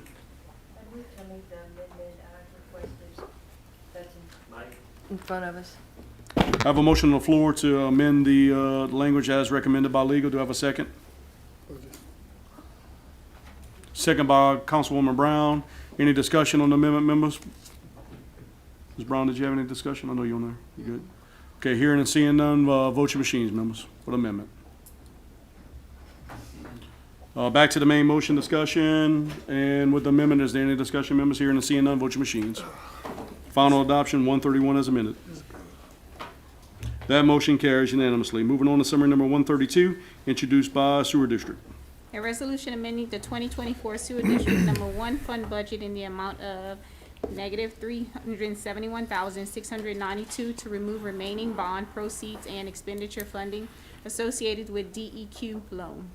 Do I have a motion? I have a motion on the floor by Councilman Rawson. Do I have a second? Second by Councilman Trahan. Councilman Rawson on discussion. Councilman Trahan. Any main motion discussion, members? Hearing and seeing none, vote your machines on final adoption of 132 as written. That motion carries unanimously. Moving on to summary number 133, introduced by Warren P. Gosh, Senate District 5. A resolution amending the 2024 general fund budget and public building maintenance fund budget in the amount of $35,000 to appropriate funding to make AC repairs to Sugarcane Festival building, all to be funded with federal ARPA loss revenue funds, which will be transferred from the general fund. Do I have a motion? I have a motion on the floor by Councilman Broussard, second by Councilman Brown. Councilman Broussard on discussion. Yes, sir. Thank you, Mr. Chairman. Just question the source for the repairs. Why wouldn't we have pulled it out of the public building maintenance fund? We ought to. Well, I think if you're paying attention during the public building fund, we've seen a drastic decrease in the fund balance due to, the chillers for the courthouse. We have some other issues coming up with the jail that we may have to do some things. So that's the reason we decided for ARPA. Remember, part of ARPA guidelines is air quality. Okay, I was just curious why that, because that would be the first step we would look for, and I didn't hear or see it And we clarified. had some Just wanna make sure unrestricted we went dollars through that process. still in that project. Okay. Yeah. The gentleman from District 3 yields back. The gentleman from District 4 is recognized. Mr. Brown? No, I'll wait. The gentleman from District 9? Yeah, just to answer a little bit, the ARPA, we have a timeline, just keep that in mind. So I'm actually in agreement we need to burn through this ARPA money. That way we don't get caught at the backside, which is December 31st. It's not far. It seems like it's far, but not in this room. It's not far at all. So I agree with using the ARPA on this one. Let's get it done. Thank you, Mr. Chairman. The gentleman from District 9 yields back. The gentlewoman from District 6 is recognized. Yeah, I just wanted to reiterate what I said in committee about this. I support the project, I just don't support the funding source. Is there somewhere you'd like to take it other than this? I would take it out of public buildings. Okay, you want to make that motion? Won't pass. Oh, no. Okay. Gentlewoman from District 6 yields back. Anybody else on main motion discussion? You know, I'm going to say this before I end this debate tonight is a lot of times we sit here, we talk about a plan that we should have and this, but they never come forward with the plan that we should have. And going back to ARPA dollars, certain people talk about they can't support a project in ARPA dollars, but yet they supported a $3 million investment in the ARPA fund previously. So I just want to clear that for the record, just in case it hits the paper. Councilman Pellerin, discussion? So I wasn't here for the committee meeting, but I think there was some discussion that some of the council members had discussions with the city about this building. Is that something I can discuss right now, or would you rather not? It's premature. I can tell you there was a meeting between city and parish on talking about operations of the building or future operations, but there's been no definitive answer that came back from the city or from the administration on that. All right. Am I fair to say that, Mr. Brown? Am I fair to say that? Yeah, that's good. There are negotiations talk, and listen, this was part of the agreement that regardless of what the conversation was between the city and parish government, is that it's our obligation to make sure the function of the building continues. For the dance schools, thousands of kids that utilize it, you know, we talk about, you know, we gotta get things for our kids to do, but to vote against this amendment tonight, or vote against this, is saying that you don't support what's left for the kids tonight. I'm just saying that. I don't care what fund you take it out of, we gotta figure out a way, whether the city wants to take it or not, or we wanna continue the operations, this building has to go on. We have to have this venue here. Yeah, at and some point. I completely agree with you. Can't Completely stay agree with you. I was just, you know, like I said, I wasn't here in committee. I just didn't Yeah, know what kind of discussion it and was. nor was I. And- I apologize. And, you know, it needs to get fixed because we got Sure. Sugarcane Festival coming up for the pageants. I mean, it needs to get, whether we have it or the city has it, it needs to get fixed. I'm with you on that one. But as we get more here, get this. Just for the public tonight, the 35,000 is a drop in the bucket. What needs to be done in that facility? Oh, But this keeps at least the people comfortable, and they can actually, for the most part, And that's kind of where I enjoy was the getting at venue. because, Yeah. you know, if we're gonna spend 35,000, we need to spend, if we're gonna get it right, it's gonna be a couple of million. Did you want to take that from the building fund too? Let's get the jail Let's get first. this moving. The gentleman from District 10 yields back. The gentleman from District 8 is recognized. Yeah, I'd like to. Where's Blake? Mr. Chairman, I'd like to say, that, you know, the money we 35,000 we put in here, we had to take money very quickly to do the rental for the AC and generator to get this place up and running. So we didn't have time to come here and try to move money around to do that project, so they had to take it out of their building funds. That's right. So we're just replacing it back. I got the call about 1:30 on a Monday, and about an hour later, I made connections, and by 8 o'clock on Thursday, this thing was up and running on location, which is unheard of for something of this size with commercial, Right. especially not even having an account or any paperwork done with this company from Iberia Parish. It went very quickly, very fast, so we didn't have time to come to a meeting and figure out where we're getting it from. We had to make a move, and this is just replacing that money and trying to get the regular unit fixed. Right. So just want to make that comment. And I want to thank you for that, because without the leadership That's exactly of right. what you done, what was That- done, that's- that building, people would have, I mean, it would have been Sweat. a devastation for people to go in that facility and not have adequate air It would for have them to never utilize it. worked. It would have never worked without James. I was just lucky, that's what I do. That's So, what he did. I mean, that's my specialty, so I can make it happen. When I Other- get cocky about Other it, things, don't- other things around here, I can't really say too much about, but that I can. You did. The gentleman from District 8 yields back. The gentleman from District 10 is recognized again. So I got a question now that James brought that up. Is there anything legal we need to do with this, the way it's worded? Because according to James, we're replacing money that we already spent. No. No, well, we're, okay, so The budget that already was there paid for the rental. This is gonna pay for the money to be allocated to go get the parts and fix the air conditioning. Okay. So Bill's already utilized his department's money.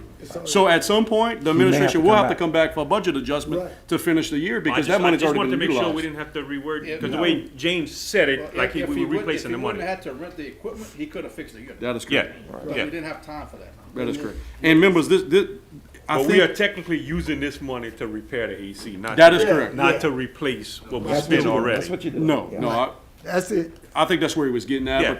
But I think it's, if I remember correctly, it's about 32,000 or 33,000. And there's a couple of thousand in there just in case, just like you put a car in a rack, we complain about 5,000, but you never know what happens once the car gets on the rack, what's additionally found. So, Yeah. did you finish? I'm good. Okay, anyone else, members? Hearing and seeing none, vote your machines on final adoption, summary number 133. Let's help our dance schools. That motion carries with Councilwoman Broussard in opposition. Summary number 134, introduced by Lady Brown, District 12. A resolution authorizing reimbursement of the registration fee paid in advance in the amount of $720 to Lady Fontaine Brown, District 12, for attending the 2024 NACO Annual Conference and Exposition to be held on July 12th through 15th, 2024 in Hillsborough County, Florida. I have a motion on the floor by Councilman Pellerin, second by Councilman Brown. Councilman Pellerin, discussion. Yes, I think we all received the picture. It looks like they had a great time. Hopefully, they brought something back for it. The only question I have, yeah, why we didn't get that picture up there? Oh, the picture of me and Lady Brown. Yeah, so the only question I have is, if I'm not, correct me Lady if I'm Blonde. wrong, I can't deal with it. wasn't this on the agenda prior to the NACO meeting, and I think you made a motion to pull it off of the agenda? No? I don't think so, not on this one. This was. Oh, that was the Washington another trip, huh? one. Okay, all right. Okay, I'm good with it. Okay. The gentleman from District 10 yields back. The gentleman from District 4 is recognized. Yeah, I'll yield back to Lady Brown. You prom? You sure? Yeah. Okay. Lady I have Blonde. some good news. I have a for you. motion. I would like to make a motion to delete. To what? Delete. I'll second. Ms. Brown, you sure about that? Yeah. Okay, just want to make sure. I have a, is there any other main motion discussions, members, before we entertain anything different? Hearing and seeing none, I have a motion. You can, let me state it and then you can do the objection. I have a motion on the floor by Lady Brown, Councilwoman Brown to delete, second by Councilman Brown. Right. Brown and Brown. Did you want to object to that? You have an opportunity. I'd like to object to that. I have a motion to object to the motion and second. Vote your machines on the objection, members. Objection? Yeah. Councilman Brown, you want to decide which one you want to do? Wait, This is on the objection. To see your objection, that motion fails. We have a motion on the floor by Brown and Brown. Any more discussion, members, on the deletion? Hearing and seeing none, vote your machines to delete summary number 134. Unanimous tonight. That motion carries. Congratulations, Ms. Brown. they want to give money. Summary number 135, introduced by Regional Planning Commission. Madam Clerk. A resolution granting preliminary and final plat approval to a subdivision of property belonging to Sandy Saunier located at Butte Road, Iberia Parish in District 9 to subdivide 10 acres of property into 10 lots for residential use subject to compliance with Planning Commission Staff Report PC 2024-0007. All is reviewed without recommendation by the Iberia Parish Regional Planning Commission. I have a motion on the floor by Councilman Rossini. Do I have a second? Second by Councilman Pellerin. Councilman Rossini on discussion. I'd like to ask Mr. Weaver to come to the I podium. feel like he knew you was gonna ask that. He's already there. Councilman Weaver. Director Weaver, if you can just state your name and title again, please. Jacob Weaver, Permits, Planning and Zoning. All right, Mr. Weaver, before you take off, I'd like to start exactly where we did last time, all right? Please. He came with a request, Mr. Saunier, and I know he's in the room. Does that request meet the ordinance? Yes. Yes. Okay. And then I don't want to beat it, but it came here without a recommendation, right? But it meets the ordinance. And I'm just bringing it up because I know Brock wasn't here. And I think he was the only one, but that's, Warren wasn't here. That's the only reason I'm asking that, and I'm gonna let you take off. Okay. Yeah, so I'll let Mr. Sonia speak for himself. So we did get through, it was tabled last time. The discussion was the sewer plants, discharging on private roads, private ditches, things like that. The state Department of Health and Hospitals is the one who issues these sewer plant permits. It's actually not us.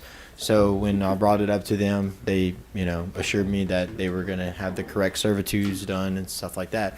We still deal with the issue of the commerce between people, so it doesn't get rid of a problem, let's say. I do not know if it is still the ambitions. I know that Mr. Sonia had reached out to me, had possibly interested in building a parish road and dedicating it to the parish. So that has been started to be discussed. So I'll let Mr. Sonia speak. If something like that would occur, I'll just remind you, we have one like this coming up in a few months. We dealt with Northside on this. The submittal doesn't really change that much. They're going to submit to my planning commission, I want this many lots, I'm going to build this road. Their preliminary plat obviously doesn't meet the specs. You have to have a little wider right of way. They had 50, they need 60. But the resolution, how we, approve this, we're writing a private road resolution right now. So that would have to be canned, and we'd have to go back to how we write the correct resolution. But it's the same situation with the private road or a public road. We still had to go build a road, and until that road was built, we would not file the final plat. Well, this final plat, if we were to build a public road, we have to build the road, we have to get the soil investigations back, Public Works has walkthroughs, everything's going to be completed and up to standard before we would accept that and file that final plat. So just to say that the submittal for Mr. Sonia wouldn't change that much in the beginning. A little bit more to do in the back half of it, but we're still building a road, private or public, but there is some interest of him maybe trying to build an asphalt road and giving it to us. So I do not know if that's still the ambitions. He's got a lot to work out. You want to talk? Mr. Sonia, you want to come to the podium? Sure.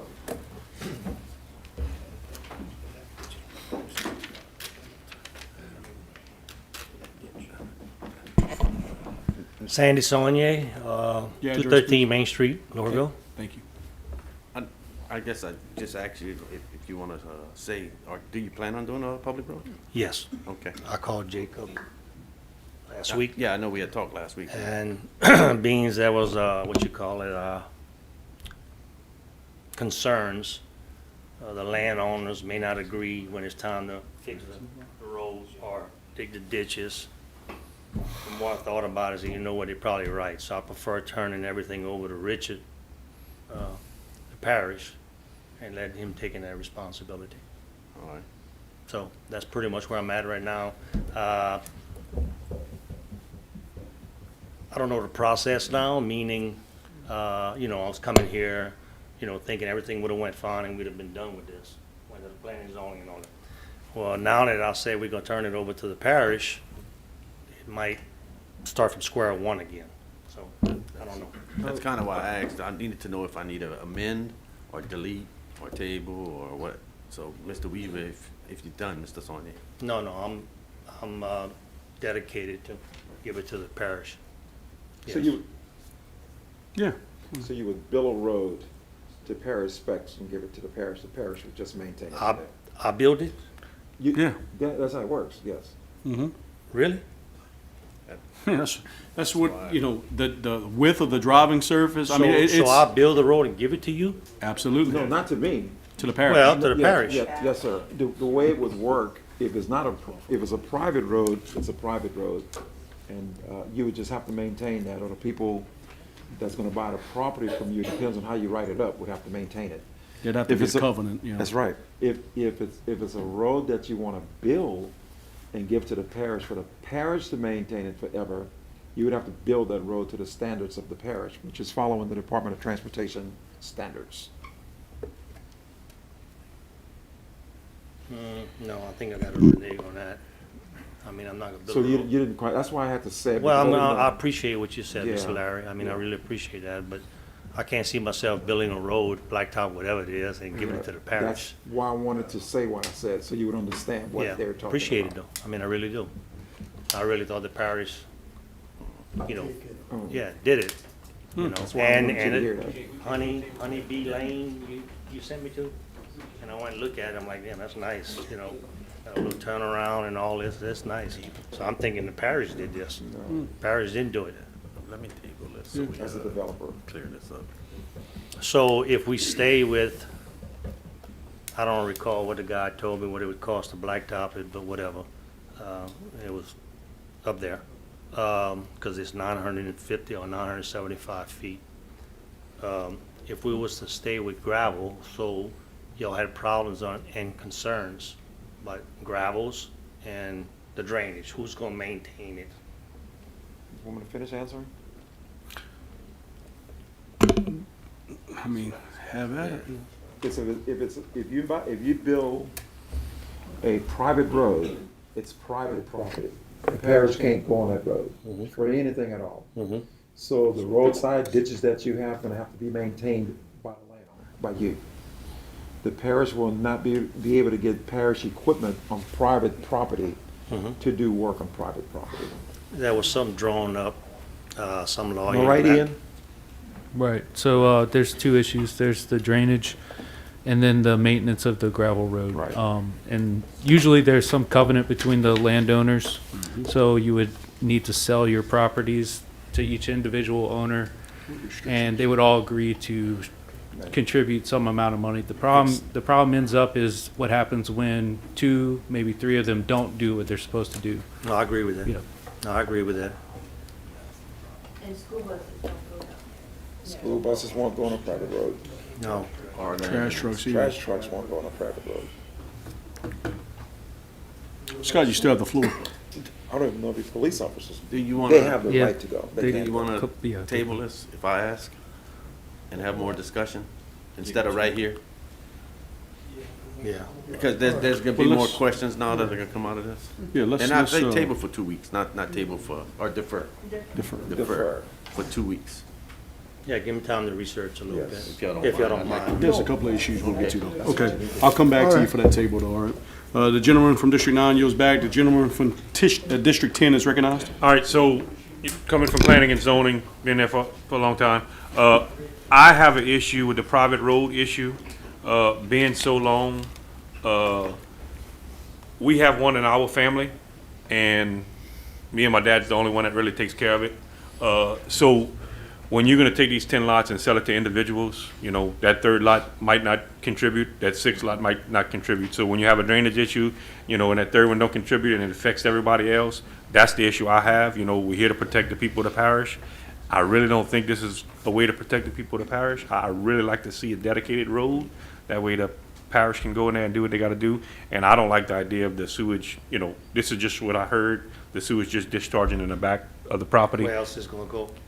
Well, if you do a public road, you can drain it to the public ditch, parish ditch. Regardless if I do private or public, it's gotta drain somewhere. It'll drain to a parish ditch. The Exactly. parish gonna maintain the ditch. Yeah. If you don't do a parish road and you drain it, who's maintaining it? Your landowners. Exactly. So that's the only issue I have with it.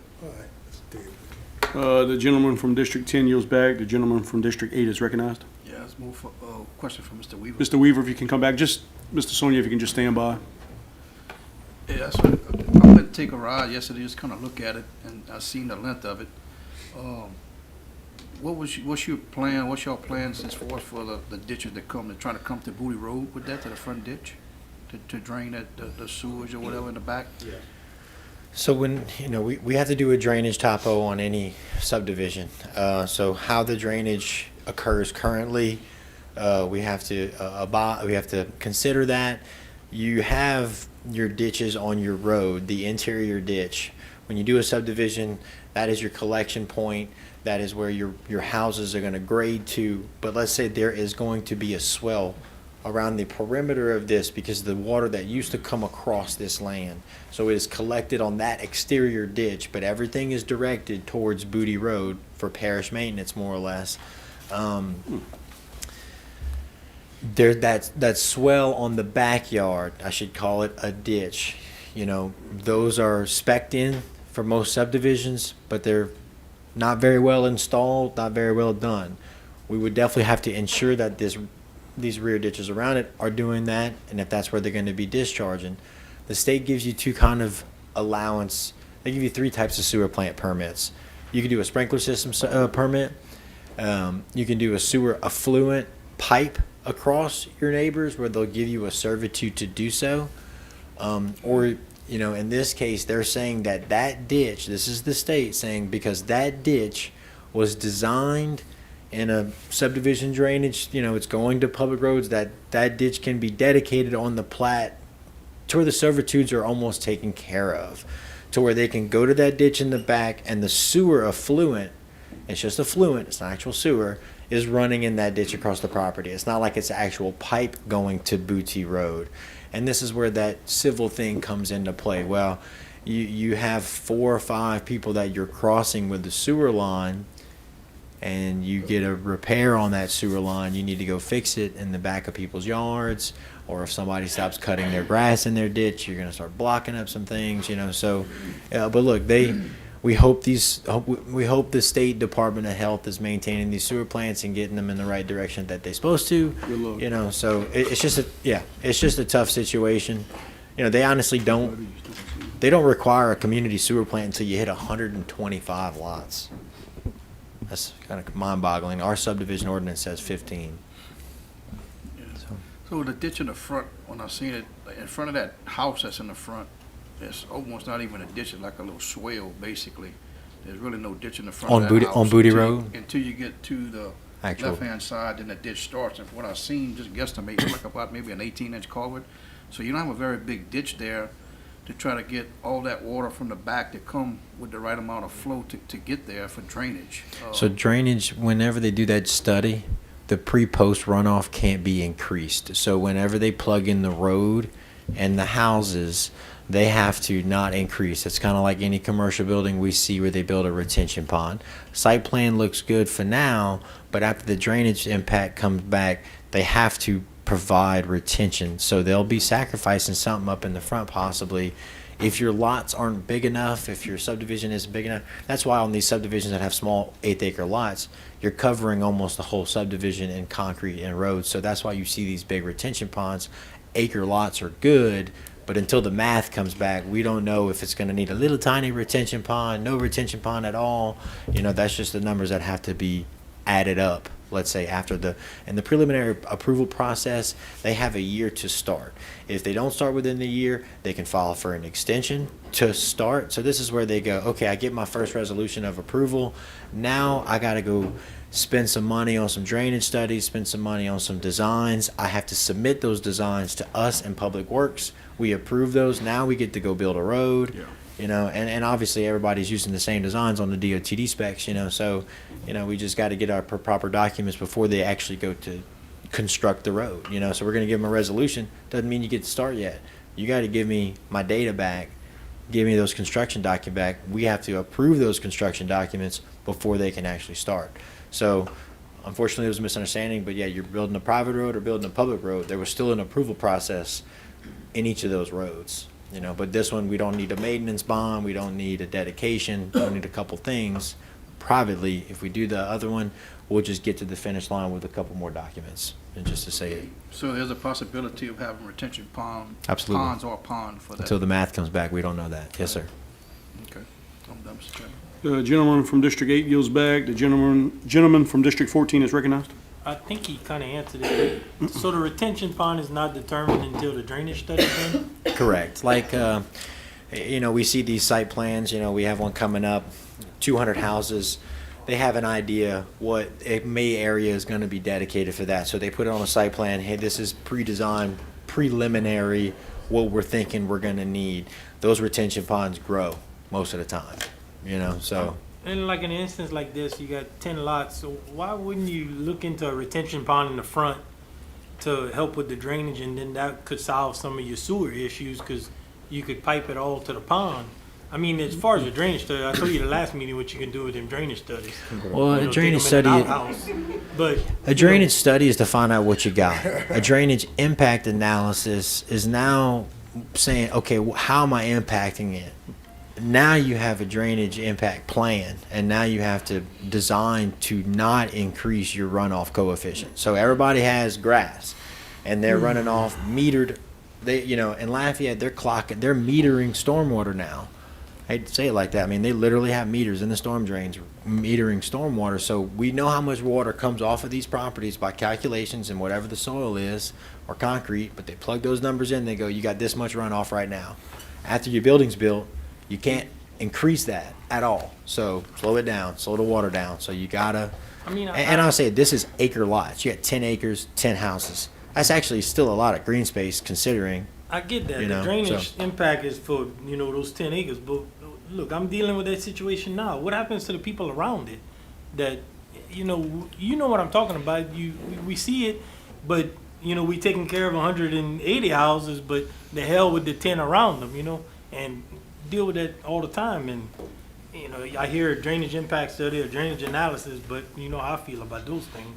And you could, I mean, with a retention pond, you could help handle some of your sewage issues and the drainage issues at the same time. Because, you know, people in the back is going to be draining their sewage to the ones in the front. And then you get somebody gets a wild hair up their butt and they want to block up that ditch and it starts backing up. Who's going to make them clean it? Nobody till they go to court. That's the problem. Becomes You know, a civil and matter. that's what the problem with these are. There's got to be a bigger picture that it could be resolved in a different issue. If I was a homeowner, I'd recommend a sprinkler system back there because the pipe, that you know, like you just said, you ended up.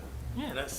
That's the issues we're dealing with these private You know, roads right now. even saying that you give the road to the parish and the parish has to maintain it. Yeah, we maintain. We just add to the workload that we have already. So that's not the answer neither. I'm done. The gentleman from District 14 yields back. Jacob, I guess I have two questions for you. One, can water, is rhetorical, but can water drain uphill? No, You're sir. smiling, but I'm asking you because. Takes a pump. Don't tell me it takes a draining analysis to tell me it can't, because we know it can't. Takes a pump. And two, at what point We are we as redirecting- development, say again? We are, it's funny, but when we do these subdivisions, you take this property and it used to come across this property like this, you're gonna stop it on this side, but now this square is gonna collect all their water and bring it to the road where I can gauge it. So your answer to can you drain uphill is what? Yeah, I mean, we are. Oh, man, we- Jake, that's where we might disagree on that one, but okay. Well, we are changing the direction. We of these are changing drainage the patterns. landscape of the land. We I have agree to with that make point. sure. Okay, I But do. water does not go uphill. Okay, I'm glad we agree on that, Jacob. That's a relief for me at this point. Sorry. Two is, I guess, at what point we, as a planning and zoning and parish council, develop to say at some point, start to look at for every foot we build, what is adequate for a foot of detention, retention?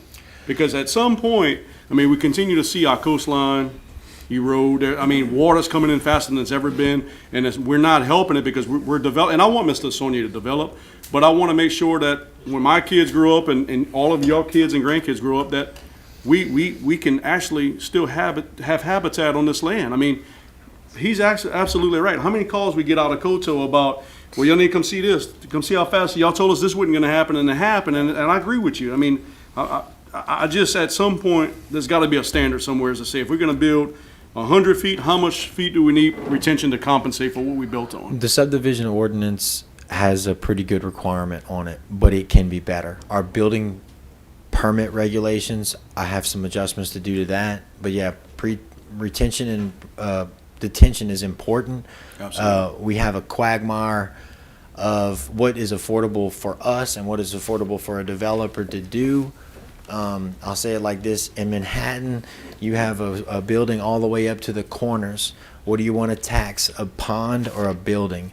You know, so where is the infrastructure going on? Where does the infrastructure get installed? And No, I one of the agree with first you. ones I've seen in Lafayette, where they had Johnson's Boucanniere, they added a parking lot, and all that storm drainage is installed underground now. You're not even seeing retention ponds. Now you will start seeing these underground tanks because these people are pushed into the position where I don't have land to build retention. I want to build my building, but I got to do what I can about retention. Well, I think our You're gonna landscape's see a that. lot different. Oh, no We doubt. got to agree on that because you start, anyways, But the- I just think, I agree with you. We need to start looking at future development. And like Chad said, I agree with him completely, is we still have to protect those who have already developed and has been paying for so long. So again, I'm agreeing with you to at least table this tonight to give Mr. Saunier some opportunities. Yeah. Go back to the drawing board maybe we can come up with a better resolution that we can all fit, not just Mr. Saunier, but everybody around.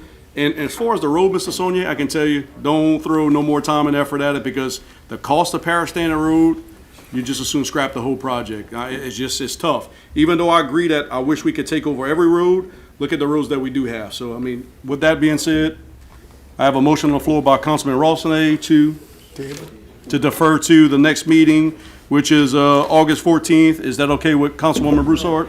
Yes. Second. Y'all want to go? No, August 14th. Yeah. August 14th. Is there any discussion on the motion to defer, members? Hearing and seeing none, vote your machines on final adoption to defer summary number 135. That motion carries unanimously. Moving on to summary number 136, introduced by Warren P. Goshenson, District 5. A resolution on behalf of Iberia Parish Government urging the Louisiana Department of Transportation and Development to implement a no passing zone and install 2 no passing signs in both directions in the area of 6017 East Old Spanish Road, also known as LA Highway 182, Jeanerette, Louisiana, due to this area being a high-traffic area with a school, church, and a large neighborhood. I have a motion on the floor by Councilwoman Brown, second by Councilman Rossini. Councilwoman Brown on discussion. Yeah, I would like to say that I did receive a lot of calls from constituents that live in District 11, and they were definitely in full support of having this implemented. And I also reached out to the state representative for that area, who is actually Marcus Bryan, and so he's already contacted DOTD, and they're working on implementing this. Oh, good. Perfect. You bet. The gentlewoman from District 12 yields back. The gentleman from District 9 is recognized. Everything was said, wave. Okay. I do want to say, Councilwoman Brown and Councilman Napier, who's not here, that represent the area, thank you for working on this. I know it means a lot to specifically the church, for the safety of the people coming in and out of that church. So thank you for that. Appreciate your leadership on that. Hearing and seeing no other discussion, members, vote your machines on final adoption. Summary number 136. That motion carries unanimously. Moving on to summary number 137, introduced by the parish president. A resolution certifying to the Louisiana Department of Transportation and Development that Iberia Parish agrees to the prerequisites to participate in the off-system bridge replacement program for the period of January 1st, 2025 through December 31st, 2025. Note, a motion to suspend the rules is needed as this item was not considered by joint committee. Do I have a motion to suspend the rules? I have that motion by Councilman Trahan, second by Councilman Pellerin. Vote your machines to suspend the rules, members. That motion carries. Now to open up summary number 137 as written. I have a motion by Councilman Trahan, second by Councilman Pellerin. Councilman Trahan, discussion. Waves. Councilman Pellerin. Any main motion discussion, members? Hearing and seeing none, vote your machines on final adoption. Summary number 137 as publicized. Summary number 138 introduced by the, oh, I'm sorry, that motion carries unanimously. Summary number 138 introduced by the clerk. A resolution to amend 2024 general fund budget in the amount of $41,438 to appropriate additional funding needed to cover the April 27, 2024 election costs of $63,543, invoice total less amount appropriated, and funding needed to cover the postage expense associated with mail voter registration cards as a result of redistricting Supreme Court districts 22,898, all to be funded from fund balance previous years. Do I have a motion? I have a motion on the floor by Councilwoman Broussard, second by Councilman Brown. Councilwoman Broussard on discussion. Councilwoman Brown. Any other main motion discussion, members? Do have one by Councilman Trahan. Yeah, I just had a question about, what did they redistrict Supreme Court districts? That's correct. Anybody can explain what that was about? The public can hear? I think that was part of it, and this was to notify all of those that reside within that district to send these cards back But out, it's more every card. voter cards. Everybody probably got Which, it. that cost has killed us over the last, I got the card. since 2020 with all the redistricting we've had.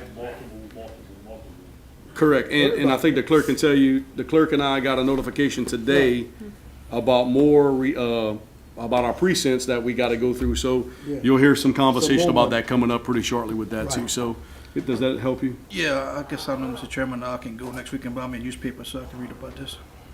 Depend on which Mr. one Trump, I would not put your life on the line about it. Yeah. Hearing no other discussions on the main motion, motion machines on final adoption, summary number 138 as publicized. That motion carries unanimously. Moving on to ordinances introduced for publication, there is none. Just to remind the general public that our next meeting is August 14th and that adjudicated properties are still available on the website. And that stormwater survey, we need you to take those for our points, members. If y'all get a chance, get your constituents, come out and take those surveys for us. I have a motion on the floor to adjourn by Councilman Pellerin, second by Councilman Broussard. Voting machines on adjournment, members. Councilman Brown, that motion carries unanimously.